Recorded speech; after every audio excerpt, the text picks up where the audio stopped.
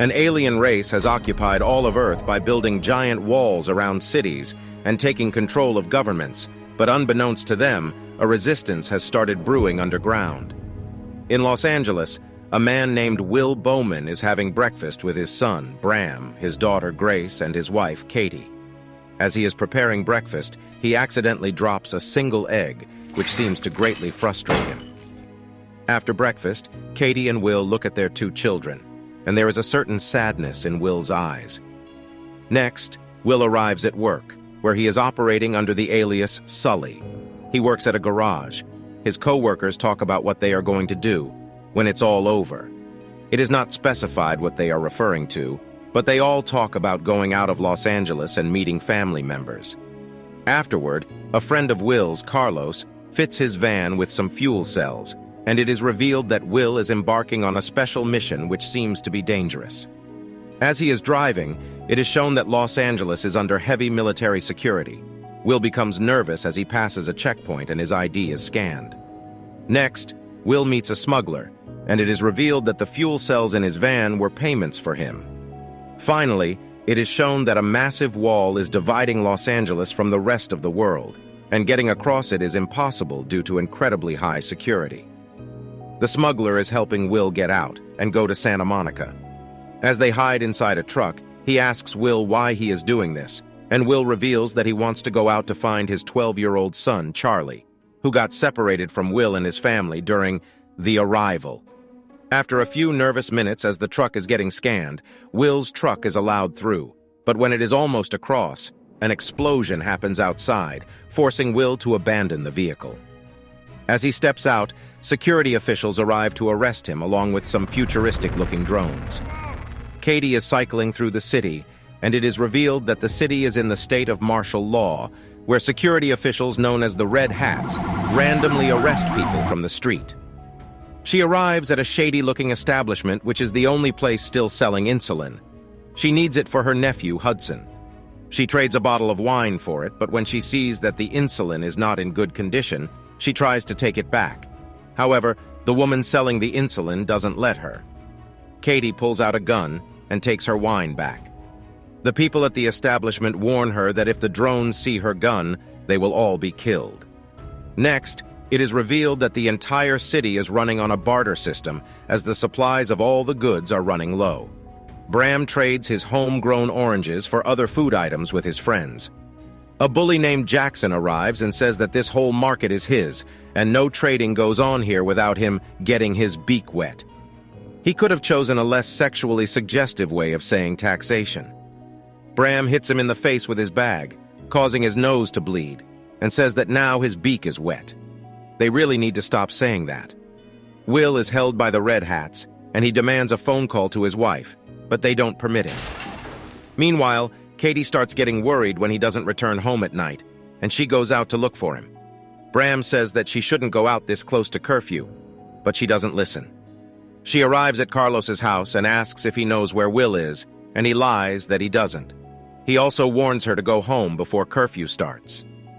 As she is cycling home, the curfew is announced by loud, booming sirens and the arrival of hundreds of the futuristic-looking drones. As Katie sees one coming toward her, she hides underneath a military vehicle. She sees the Red Hats coming out of a home nearby and arresting a man. They drive away in the vehicle, leaving Katie lying on the street. The next day, Katie meets her friend Eric and tells him that Will is missing. Eric says that guys with histories like his and Will's can't stay in hiding forever. He doesn't explain what kind of history. This show literally just said, screw giving people context, man. Next, Katie arrives at the hospital to look for Will, and people there are discussing whether the explosion at the wall yesterday was a gas leak, which is the official statement, or an act of terrorism by the resistance. While all this argument is going on, Katie steals the hospital's supply of insulin. Afterward, Katie calls Eric, and in code words, she asks him if the resistance was responsible for the explosion at the wall yesterday, revealing both of them to be members. Eric confirms that it was the resistance's doing. In prison, Will discusses with another prisoner that the worst punishment for their crimes these days is being sent to work in the factory. Will asks him if he's seen them, and he replies that no one has. Context is once again annoyingly left out. The Red Hats arrive and say that they are looking for Will Bowman. Will says that his name is Sully, but they reveal that they know his secret. He is taken to a place known as the Green Zone, where he arrives at a lavish party for the elite class. At the party, Will meets Alan Snyder, the proxy governor of LA, and finally, some context is given. It is revealed that an alien race arrived on Earth some time ago and occupied cities like Los Angeles using the massive walls, and the Red Hats represent the human governments and military forces that have chosen to collaborate with the occupiers to oppress humankind, while the resistance is fighting against them. It is also revealed that Will is a former Army Ranger and FBI agent who specializes in hunting down particular targets, which is why Snyder wants him to join the Red Hats and help them hunt down the resistance leaders, because the aliens are getting upset by their antics, like the explosion at the wall yesterday. Snyder says that Will hid his identity to protect his family, which is respectable. But now, the only way he can protect his wife and kids is by collaborating with the Red Hats, because otherwise they will be sent to the factory. He shows Will the aliens leaving into space. Will is disgusted that Snyder is so comfortable with selling out his own race. Next, Will arrives home, and his family, who have been worried sick, welcome him warmly. Katie, in particular, welcomes him very warmly. In bed. After they are done making love, Will tells her that he went to find Charlie because he couldn't stand the way Katie looks at him. He says that she hates him for not saving Charlie, but she replies that is not true. He tells her about Snyder's offer, and she reminds him that if they agree to collaborate with the aliens, they will become targets for the resistance. He asks her what he's supposed to do, but she just storms off. The next morning, Will and Katie wake up and find that Snyder is in their house, cooking bacon, coffee, and all sorts of luxuries that people don't have anymore. He says that these are just some of the things that will be on offer if Will accepts the job. He also says that their house will be provided security, and Katie points out that they will need it if they become collaborators with the aliens. Snyder tells them that whether they believe it or not, the aliens are here to help them. Will tells Snyder that if he goes around the neighborhood and sees how people are living, he might change his view. Snyder says that the current scarcity in supply lines is only temporary, till the aliens fulfill their needs. Will asks what needs he's talking about, but Snyder changes the subject. He says that he has convinced the aliens that recreation is important to keep humans pacified, and certain recreational spaces are being reopened, among which will be the bar that Katie used to run. Finally, Will says that he will accept Snyder's offer, on the condition that he helps him find his son Charlie. Snyder agrees to this. As Will is about to go off to work, Katie warms up to him and says she supports his decision. The next morning, Katie arrives at the headquarters of the Resistance and tells them that her husband has been hired by the Red Hats, so she can now spy on them for the Resistance. The leaders of the Resistance are pleased to hear this.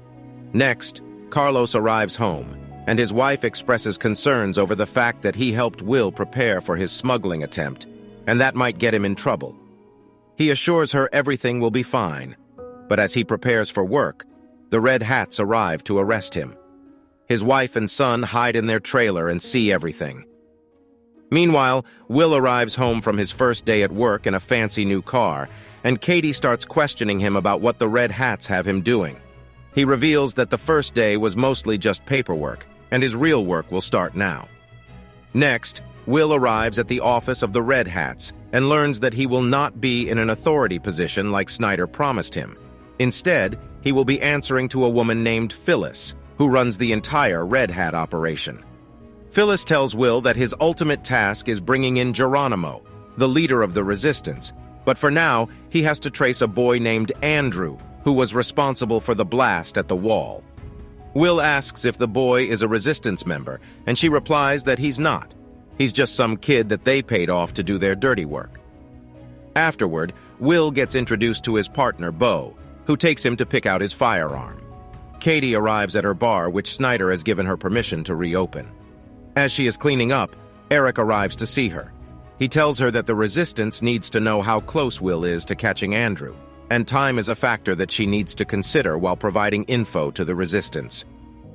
Katie realizes that the task she's taken on is not an easy one. Will and Bo arrive at the house of Andrew's girlfriend. She refuses to cooperate with Will or let him in. He warns her that he is just the advance team, and the soldiers will arrive to tear this place up soon. After this, he goes around to the back of the building, knowing that Andrew was in there and he will try to run away. Sure enough, Andrew emerges and a chase ensues. The chase ends with Will catching the boy, and as he is putting Andrew in the car, one of the alien drones arrives. Will asks Bo if he called the drone, but Bo says nobody calls them. They just show up. Afterward, Will brings Andrew in for questioning, but Bo tells him that they are not part of the interrogation team. That's a separate department. As Will is leaving Andrew in the cells, he notices Carlos there. Carlos asks why Will is working for the Red Hats, and Will reveals his true identity. Carlos feels betrayed, especially since he is in jail for helping Will. Will promises to get him out.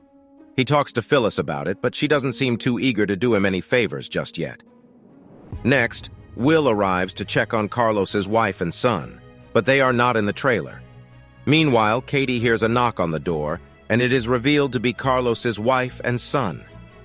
She talks to Eric about helping them disappear because the Red Hats will come for them soon, but Eric says that the Resistance doesn't have the resources for jobs like this.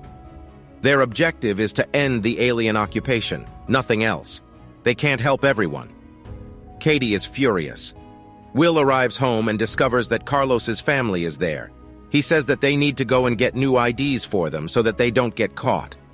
On the way to the black market, they get stopped by Red Hats who eye Carlos's family suspiciously, but when they scan Will's ID, they let them go.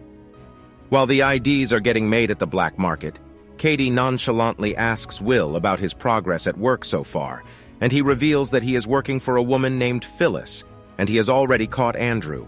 He says that using Andrew, he'll work his way up to Geronimo, and once he catches him, they'll go get Charlie back. While Will and Katie are out of the house, Bram calls his girlfriend over so that they can make out in peace. Good to see that even during an alien martial law, horny teens are still doing horny teen things. Will leaves Carlos's family at a secret refugee camp temporarily until their new IDs are uploaded to the government system and goes to check on Carlos. Katie meets with the leaders of the Resistance and tells them what she knows. They say that the people who interacted with Andrew to arrange the bombing need to be hidden because Andrew will lead Will to them, and they will lead Will to the top leadership of the Resistance. Will arrives at the Red Hats' headquarters and learns that Carlos has already been sent to the factory. He complains to Phyllis, but she tells him to not be so naive. She says he has a chance to do meaningful work here and he should focus on that. He asks how stopping the Resistance is meaningful work, and Phyllis reminds him that when the aliens first arrived, all national defense systems failed within a matter of hours. Hence, some guerrilla resistance movement is not going to do any damage to them. All they will end up doing is hurting innocent humans like they did with the wall bombing. She tells Will that the bus carrying Carlos has not left yet, and Will meets Carlos to tell him that his family is safe. Carlos still feels betrayed. At home, Will drowns in guilt about what he's doing, but Katie comforts him and reminds him that if he doesn't do this, the Red Hats will come and take their whole family away. Just then, Will gets a call informing him that Andrew has told the Red Hats where the people that hired him for the bombing live. Katie overhears this and quickly informs Eric. Will arrives at the location and discovers that the Resistance members have been murdered. Bo says that clearly someone did not want them to talk to these people, but how did they know that Will was coming? Will deduces that the Resistance have someone spying for them in the Red Hats. Colony is an American science fiction drama TV series which first began in 2016 and ran for 3 seasons until 2018. The show was met with mostly favorable reviews from audience and critics who praised it for its suspenseful and thought-provoking plot. However, it was canceled abruptly without any satisfying ending to the storyline, simply because the show could not generate enough revenue to keep up its own production costs. While most fans and critics praised the show, some blamed its low revenue on its little too slow-paced build-up, which made it lose viewership over time. Thank you for watching. Be sure to like our channel and subscribe if you enjoy content like this. Also, let us know what movie you would love us to recap for you.